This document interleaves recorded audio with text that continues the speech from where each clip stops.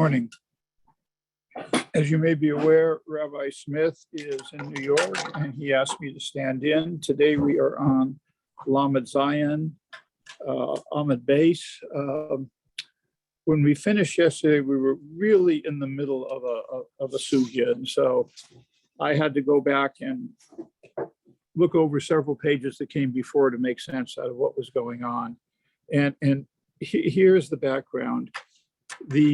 The principles of Tam Ikar and Eter Mitzaref Le'Iser are, of course, very important principles in the way we conduct the Jewish kitchen. And the question that we are going to be asking, have been asking yesterday and a couple of days, is what is the source of this? And there is a major machlekes between Rabbi Akiva and Rabbi Yochanan and some other people get involved. This is one of those made-up conversations that involve people over hundreds of years. For example, Rabbi Akiva is involved in it and Rav Ashi is involved in it. So it's a conversation that's made up to make a point. Now, whether or not these principles, Tam Ikar and Heter Mitzaref Le'Isur, are major machlekes in halakha about whether these are deraisa or derabanan. But what we're going to talk about, we started on yesterday and we're going to finish up today, is not that question. All we're going to talk about is what is the source. And there are four sources that are offered as possibilities for these two important halakhas. One is Nazir itself. That's why we have a discussion about here in this Masechta. In Bamidbar, in the section that discusses Nazir, it talks about Misharas Anavim, which is the soaking of grapes in water.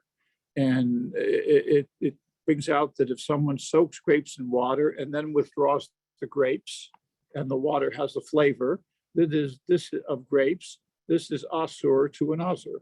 Okay, so that's the first source that we have. The second is in Basar Bakalav, where it's clear everyone treats that as a deraisa. The third source is in the story about the conquest of Midian and the Jews bringing back I guess they brought back the pots and pans and they had to burn them out with fire. Now, if you think about it, unless we believe that there's a principle of Tam Ikar, there's no reason for them to have to do that. Just clean out the pot and let it sit for 24 hours and use it. But we have a principle of Tam Ikar. I read somewhere, one of the very important rabbis said, well, the reason this comes up is that the Jewish soldiers conquered Midian and I guess they were hungry. And they sat down, they took the pots and pans from the Midianite women's houses and sat down to make themselves a meal. So it was within the 24 hours. So therefore it needed Hagala. Therefore it needed to burn out to get rid of the Tom. And the fourth source of halakha here is with respect to a carbon katos. Now, the carbon katos is the sin offering. Unlike the other offerings, it's a compulsory offering. And it affects the substance of any meat that it touches and absorbs. In other words, let's say it's being burned with a carbon ola or a carbon shlamim that has a different time frame in which the meat can be eaten. Okay, once it has touched and absorbed something from a carbon katos, it becomes like the carbon katos and has to be eaten within the time frame of the carbon katos. Contagious. It's very contagious. Yeah, exactly. That's exactly right. That's exactly the right word. So those are the four principles that we're going to be talking about here. Now, where we are beginning specifically is, I think 12 lines down from the bottom. It begins with Efshar. The first word on the line is Efshar. Good morning, Yonatan. And by the way, I struggled a little bit with this part of the Gemara. So if anybody would like to jump in and add your own thoughts or thoughts from what you're reading, please feel free to do so. So we're about 12 line down that begins, Amar le Rav Acha. Amar le Rav Acha, Bereder Rav Avaya le Rav Ashi. Ravaka, the son of Ravavaya, said to Ravashi, so we're already at the end of the period of the Gemara. Midarabbanim nishma l'Rabbi Akiva. From the rabbi's position, let us learn regarding Akiva's position. And what is meant by this? Eventually, the rabbis are simply saying, look, we learned Tom Ke'iker from Mishras Anavim, from the soaking of the grapes. Okay, if we learn it from there, then where are you learning Tom Ke'iker from? So that's the discussion that we're going to go back and forth on. Lav Amri Rabbanan Tom Ke'ikar.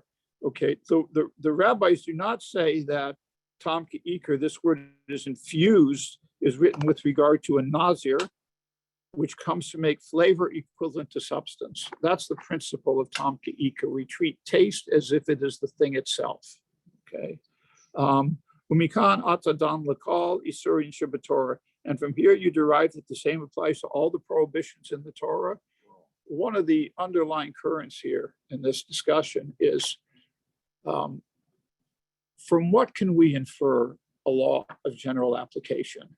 And if you think about it, it would be an odd thing to infer a law of general application which applies to all Jewish kitchens from a law that's specific to the Nazir. How many Nazirim were they? It's a practice that is not exactly laudable. It was frowned upon. So should we really infer something that will affect Jewish lives everywhere for all eternity? Well, the kitchens today is not so much about an Nazir, it's Chalav Basra. Exactly. Basar B'Chalav, I mentioned before you came in, is separate from this. Okay. And nobody really argues that Basar B'Chalav is a Deraisa. Okay. Right. We have other arguments going on in this Gemara, but that one seems to be pretty well set. Basar Chalav is the application's cooking. That's their Isa. The Rabbanan is the mixture. Well, we'll get into it. We'll get into it. Right. I think it's altogether. Yeah, it comes up in several places. We're here. Why are we having this discussion here in this Gemara? Because it's possible that one of the foundational elements of Tom the Ikar is found here in this Masechta because it applies to a Nazir, because we have that from the Torah itself. Okay. The Rabbi Akiva Nami. But Rabbi Akiva also says, Mishares, Daka Mukam Le Lahai Mishares, Le Isur, Le Hater Misaref Le Isur. Rabbi Akiva also interprets this word, Mishares, which means infused. I mean, normally it's used to mean soaking, but here it means infused, which is probably a better word, in a way that the permitted combines with the forbidden. Lema mikan atadan lakal isur and shabbatorah. We ought to say that from here you derive that the same applies to all other prohibitions in the Torah. So we now have a different point of view. Rabbi Yochanan is very strong in his position that an Isur that applies to Naziris, period. And it seems that Rabbi Akiva takes a different position now. In all fairness to Rabbi Akiva, we don't really have the words of Rabbi Akiva here. We have somebody else who's saying this is what Rabbi Akiva would have said. So this is one of those made-up conversations. Rav Ashi, it was the end of the time of the Gemara. Okay. Amarle said to him, Mashum dehevi Nazir v'chatos beis kesuvim habaim be'echad. Because the instance of Nazir in the instance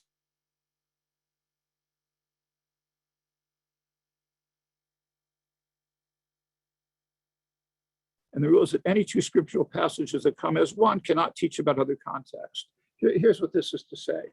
If we have a statement of behavior in the Torah and it occurs just once, our tendency would be to take it and make it a statement or a principle of general application. But what if we have two similar statements or principles that apply in different areas? Okay, then the rule is that it's not a principle of general application. It applies in those two specific areas and nowhere else. And that's what's going on here. That is one of the important principles of learning from the Torah. saying two stipulations make it particular to those two situations. Exactly. One makes it general. Exactly. That's crazy. I think two is many. Oh, No, because more than one, it's listing things out. So one, something. only those two in the whole world. We It's had, one. it's You would like think that the color second, prop. you're saying you would think the second is brought to amplify, to expand on the Yeah, first one. takes the first one and the second one and then maybe a third one.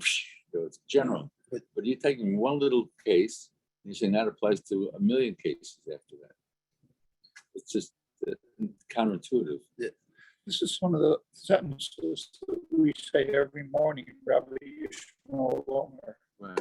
the 13 mitos. If you two, you need a third to. Oh, so, okay. So if there's a third, but there's only two. Well, I'm not aware that That's would make a difference. Yeah.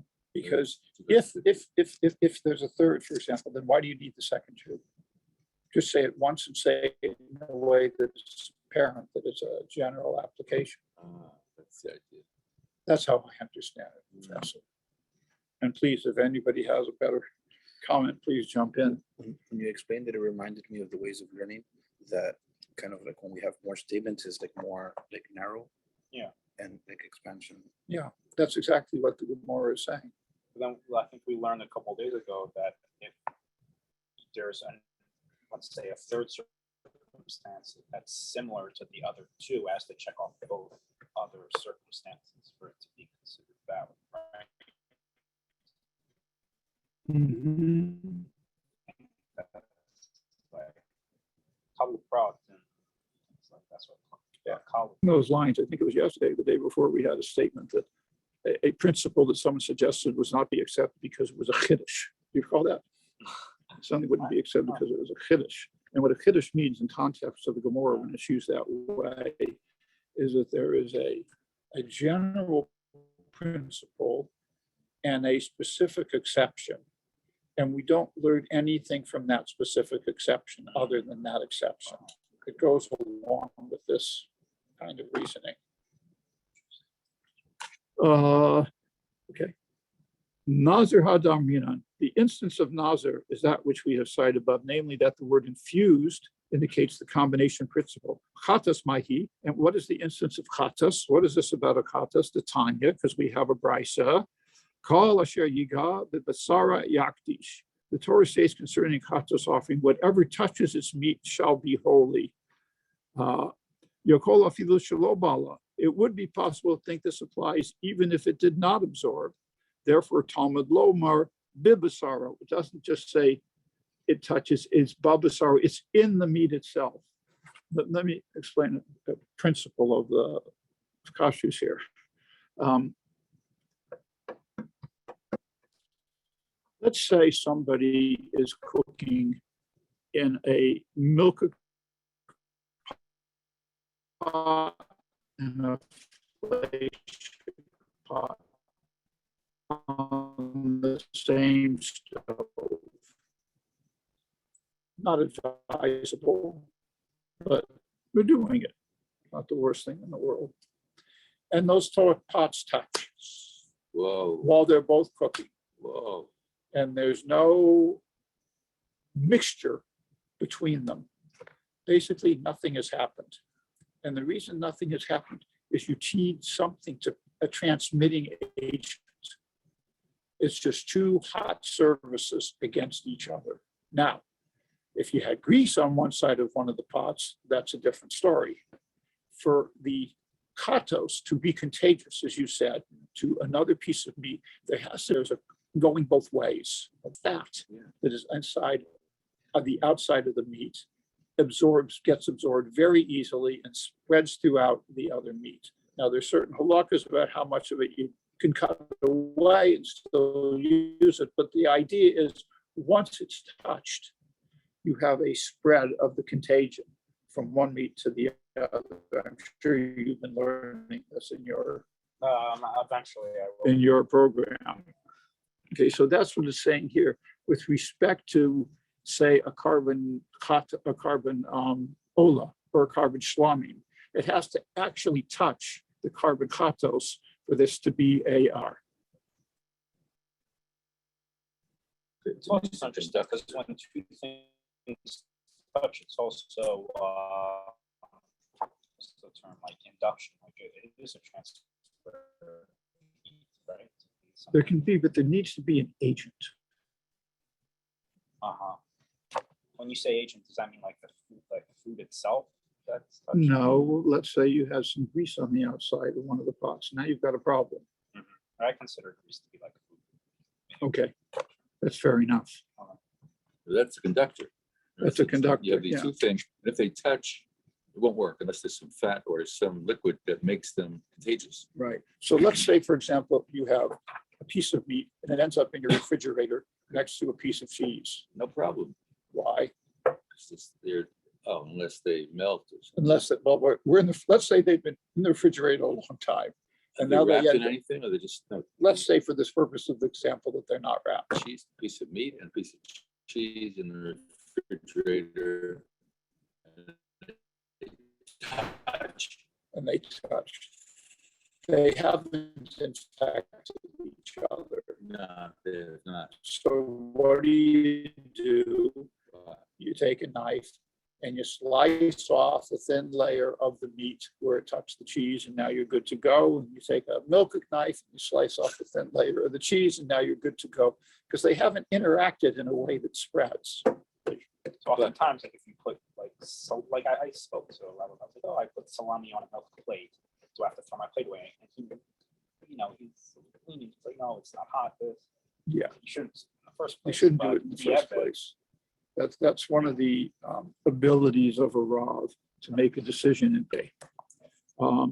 So it said in why its do you meat, cut it? Why do you even have to slice the edges off? because there might be something on it, just out of an abundance of caution. Yeah, okay, there could be condensation within the refrigerators. Yeah, something could have happened. So, we cut it off. Abundance of. Caution. Okay.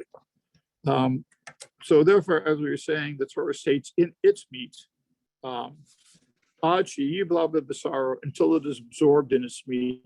As we just said, to be absorbed, it has to be a connection, it has to be contact, and it has to be some agent to transfer it. Okay.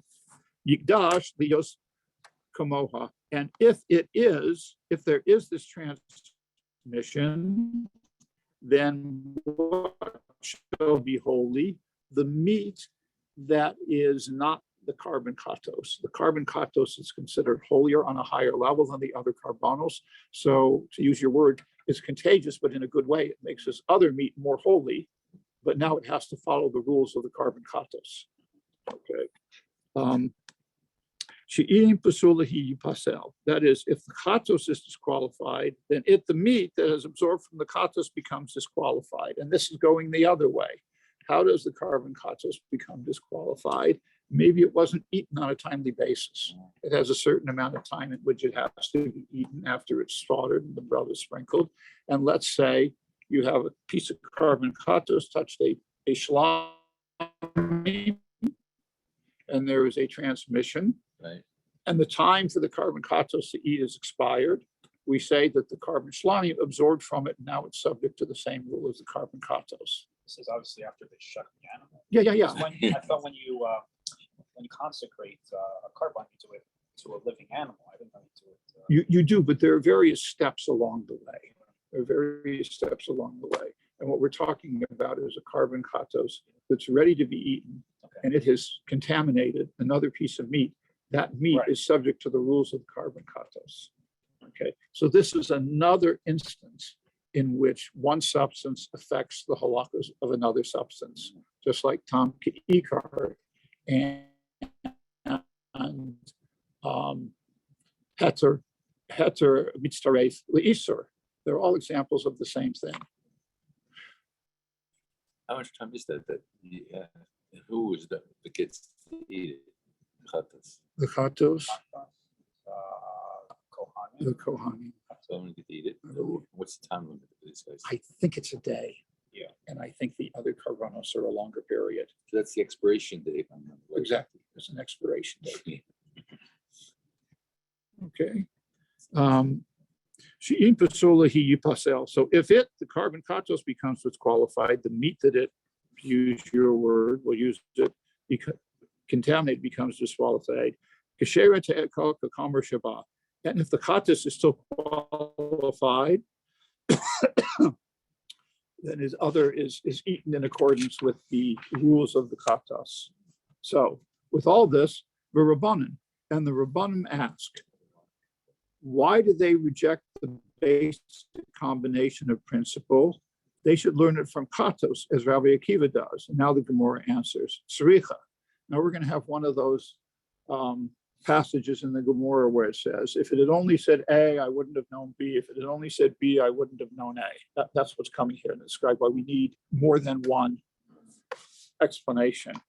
The ikas of Rahmana Gave Katos. So if the Torah had written the flavor equals substance principle only in the context of a katos, Hava Amina, Nazir lo ase mina.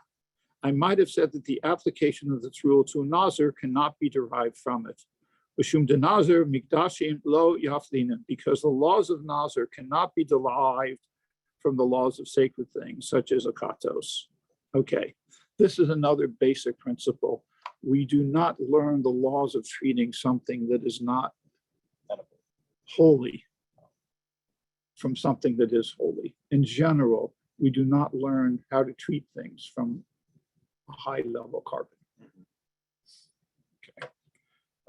The ikasav Rahmana Gave Nazir, and if the Torah had written the flavor equals substance principle only in the context of Nazir, Havamina min Nazir lo yalfinan. I might have said that we cannot derive a general rule from the laws of Nazir. The afilu kartsan aserle, since even grapeseed is forbidden to him, hilkak lo asher mine. Therefore, it is the rule that flavor is equivalent to substance, cannot be derived from the law of Nazir alone. So we just definitively answered the first question that we started out with, which is why are we learning this? Why is it here? Well, we have to deal with it because, I mean, that's why it's in this Masechta Nazir rather than somewhere else, because we have such a clear application of Tam Ke'iker from the Torah itself with respect to a Nazir.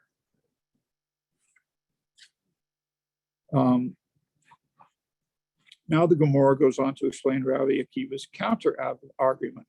For Rabbi Akiva, and what does he have to say to the rabbi's argument? Again, this isn't really Rabbi Akiva.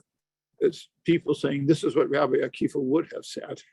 Okay. What have said? It's not in his name, like he said this. No, I don't think so. Because these are very different periods. That's my understanding of this particular argument. Here has it translated, could have said to you. Could have said. Yeah. Yeah.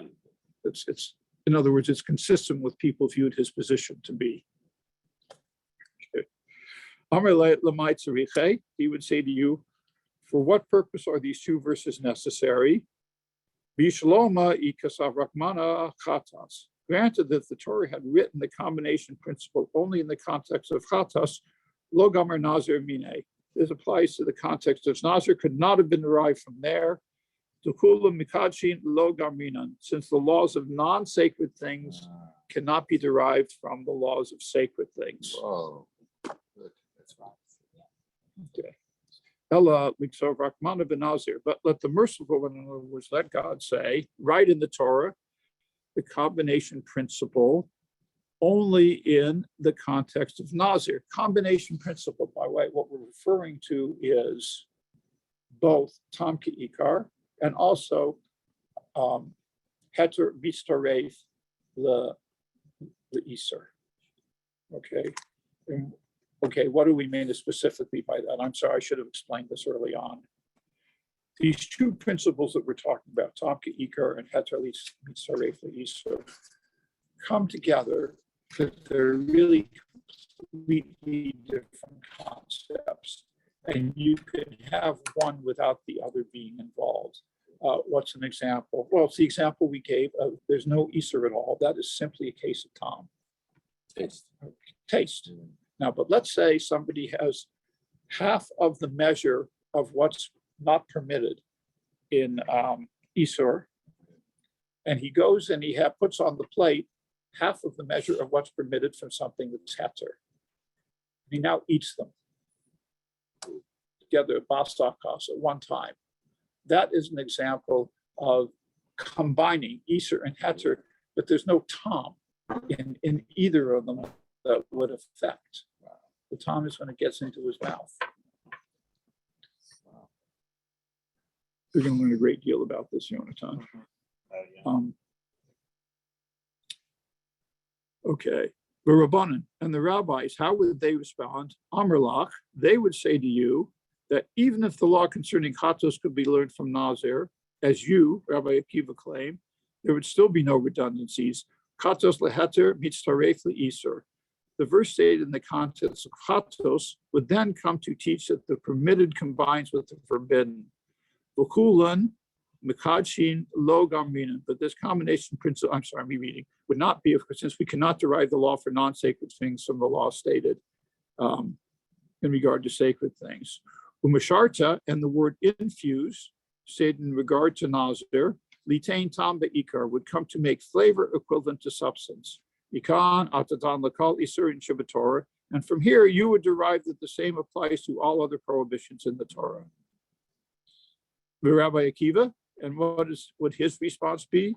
Tarvehu leheter mitzaref leisur. Both verses, the verse about chatas and the verse about the Nazir, come to teach that the permitted combines with the forbidden to compose the minimum punishable measure. Okay, we're going to deal with this in a minute.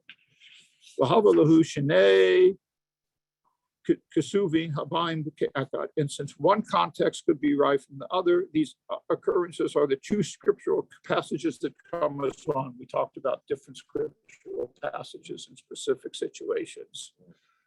We cannot teach about other contexts. Consequently, and this is important, outside the realm of sacrificial law, the combination principle is limited to the laws of Naziros. So it seems like we have finally answered finally that question. Can we learn about other activities from Naziros? We learned that, at least in this case, we can't. Yeah. Okay. Now, the Gemara raises a difficulty with Rabbi Akiva's position. Amar le Ravashi le Rav Kahana. Ravashi said to Rav Kahana, Elahadatanya, but Rabbi Akiva will find difficulty with something that was taught in a brisa. What does it say? Mikol asher ya'asa migefen hayayin. Anything made from the grapevine, limadol isur nazir, shehei mistarfin zeim zeh. It would seem that there is a principle for combining something that comes with respect to Naziros, not just what you can take in for food. The Rabbi Akiva, hashta yesh lomar heter mitzaref leisur. According to Rabbi Akiva, however, now that it can be said that even the permitted combines with the forbidden, isur isura miboy, does it need to be stated in the Torah that the forbidden combines with the forbidden? Doesn't this there come to prove that the forbidden does not combine with the permissible? Rav Kahana answers, Amarle, he said to who? To Ravashi. The permitted combines with the forbidden only and they're eaten at the same time. Remember, I gave the example of the two, the Easter and the Heter, that are put together on the same plate when you're eating them at the same time. I think it means you can put the fork in one and take it, and take the fork in the other and take from the second. But it's all part of the same transaction. Same fork? Yeah. You wouldn't have to do is either the flay fork and then milk fork. Well, I would think if you got to that point where you're that careful, you probably wouldn't be making this mistake. So you have one fork you take and Not be a problem. What if the case is, as I said before, meat that's permitted, meat that's not permitted? And they could be both cow meat. So you don't necessarily need different utensils. Right. But in the mouth, they combine. They get wet in the mouth. They'll be transfer or what's through the mouth? Once we get it, it's a different story. Ah, really? So they could get contaminated if there's that liquid between them outside. But well, they don't necessarily need to get contaminated because the purpose of this illustration is a combination of what's permitted and what's not permitted, It's the- in which you don't necessarily have Tom, an exchange of Tom. Tom's not involved. Okay. Isla Iser afilu b'zeh akar zeh. The forbidden, the forbidden combines with the forbidden, even if they are eaten one after the other, is what we were just talking about. Whoa. Now comes Rabbi Shimon. Rabbi Shimon has a different take on all of this. Why? Because Rabbi Shimon holds there is no minimum shear for these problems. He treats it like we treat comets on Pesach. Amashu, any amount is problem. So he has a different set of concerns. The late Siruf, who does not hold that there is any need for combination, since he considers somebody liable to malchus, lashes, for eating even a minute amount of forbidden matter. Where from the pasuk, Mikal asher ye'aseh, my darish be. How does he expound the verse? Anything made from the grapevine? The Gemara answers, Amrle, Rav Shimon could say to you, again, is putting words in his mouth. That verse is needed to teach Leolam enu nazir ad shiyazir mukulan. One whose Nazir's declaration specifies things, which things are to be forbidden to him, is never a Nazir until he vows to abstain as a Nazir from all of them, from all the things prohibited to a Nazir. I read this a number of times, and I have yet to really understand this Yeah. paragraph that I just read. Versus. If you don't understand. That's right, it's 7,000, that's right, shit. In other words, I don't All understand. of them. I don't understand what his point of view has to do with the fact that you're not a Nazir until you're a complete Nazir. There's a note here. What does it say, Yonatan? It says, this is the opinion of Rabbi Shimon, as discussed earlier in the Gemara.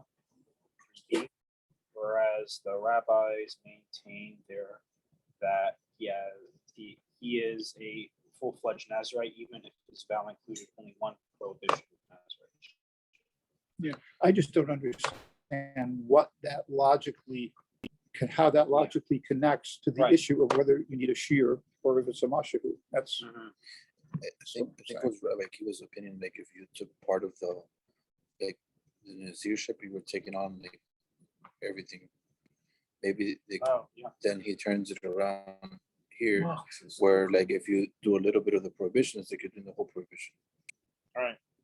that makes Yeah. sense. What do you say? Saying he's described Machus as Kikun. A little bit is like the whole. I'm thinking of you can't be a little Jewish, or you're Jewish, or you're not You- Jewish. you- you Whether can or not you want to admit you're Jewish, you think you're Jewish. You can't be a little bit pregnant either. That's a perfect example. We could stop here, or should we go on? What would you like? Go on, good. Go on to 20 after. Okay, we're on to a new subject, and the subject is, Uh, Just tell me. okay, Rennie, we are on Lamed Ches, Ahmed Aleph, sort of towards the top. Okay. Amar Rabbi Abuhu. Okay, it looks like it's one, two, you got it? Okay. Amar Rabbi Abuhu, Amar Rabbi Eliezer. Rabbi Abuhu said in the name of Rabbi Eliezer, call Revi'is Shabbatorah. All these measures of a quarter log that we have in the Torah. Ein heter mitztaref le'iser. The permitted does not combine with the forbidden to compose the requisite amount of a quarter log. Hoots Revi'is Shabbanazir, except for the quarter log measure that applies in the case of a Nazir. Shahare Mishras, Torah Mishras, or in that case, the Torah has stated infused. We go back to the sentence that's in Bamidbar, and because of that pasuk, we don't look for the minimum shear. Okay. Now the Gemara asks, "My ika bein Rabbi Yochanan the Rabbi Elazar. What is the difference between Rabbi Yochanan and Rabbi Elazar? Ika benehu. There is a difference between them. The Rabbi Yochanan, marbe afilu okli. Rabbi Yochanan includes even solid foods. Rabbi Elazar, mashkin ein. And Rabbi Elazar holds that the combination applies to drinks. Yes. Here in Aramaic, the ein means yes, not no. Okay. Mediacrina low, but does not apply to anything else. Okay. Now, since we started down this path of talking about times when a revis is an important measurement, there is a discussion here about various times in which that occurs. Okay, we'll get to it in a minute.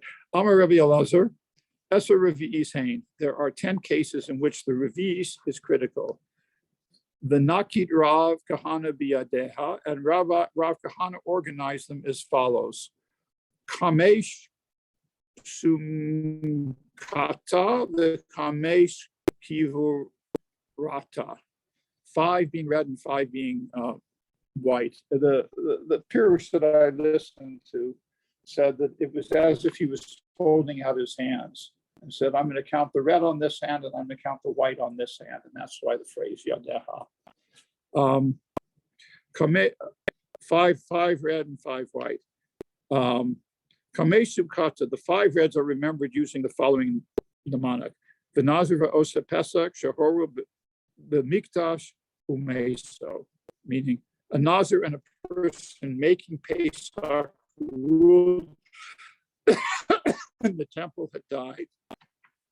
Nazir Revis, Yayin the Nazir. Nazir refers to the quarter log of wine for whose drinking a Nazir is punishable. Okay, in other words, that's his minimum share. Ose Pesach, a person making Pesach, refers to the rule that was said in the name of Shmuel. Shei behem kedei revi'is, that all 4 cups of wine that we drink on Pesach has to have a revi'is in them. Shahoru, which means who ruled, and that means that anybody who was a judge is not allowed to render a judgment or make a decision if he's had more than a revi'is of wine. The Mikdash in the temple refers to the law taught in the Mishnah. In the Mishnah, Shata Revi'is Yayin, V'nikdas L'Mikdash Chayav Misa. One who drinks a quarter log of wine and enters the temple while still under the wine's influence is subject to death. Is this anyone or just the Kohen? I think it's anyone. That's my recollection. Certainly the Kohanim. I know we always learned it by the Kohens. I didn't know there was any. I could be wrong, but when I read this, I thought it was anyone. I think it's a good idea that the judge doesn't drink all that wine before. Yeah. Umeso, and he dies, the Tanya, Menayan Levi, Stam Shiyotzi Mishnei Mesim. And where is it known regarding a quarter log of blood, which comes from 2 corpses? She Matami Ba'oihel. That is, it transmits Tuma through Tumas Oihel. Shanat Mahar, we all call Nefesh Mace Lo Yavo, for it says in the Torah, and he may not approach any dead persons. So now we finished up red, which referred to wine or blood. Those were the basis for the red colors. Now we're going to go to the white colors, which I think refers to oil and milk. B'chamesh Kivarta, Kalas Nazir Mitzora Shenisolo V'Shabbos. The loaf of a Nazir and a Mitzora were disqualified on the Sabbath, is what that mnemonic means. Kalas, the loaf, refers to Revis Shemen L'chala, to the quarter log of oil for the loaf, which is a requirement for the Toda offering. Nazir, Revis Shemen L'Nazir, for Nazir, it refers to the quarter log of oil for the Nazir that he has to bring as part of his atonement. Mitzora Revis Mayim L'Mitzora. Mitzora refers to the law taught in the Mishnah, a quarter log of water for the Mitzora. Shanif Salah, they were disqualifying, refers to Datanan, Bashar Kal HaMashkin Tamain, Koslin Es HaGavia Biravi'is, that we learned in the Mishnah, and all other Tamei liquids disqualify the body in the amount of a quarter log. The Shabbos, what does that refer to? Tatan, that we learned in the Mishnah, Ushar Kal HaMashkin Biravi'is, Ushar Kal HaShofkin Biravi'is, meaning that one is liable for carrying all other liquids in the amount of a quarter log and all other wastewater in the amount. This is about carrying on Shabbos. This is about if there's the minimum share. That's what we're referring to here. Okay, and this completes the list of the 10 contexts in which the liquid measure of a quarter log is critical. And that also completes this morning, because that's as far as I went. It's good. Thank you. Yoshikaya, you did a great job. Yeah, sure. I was listening the whole time. Thank you. Good day, everyone. Thank you.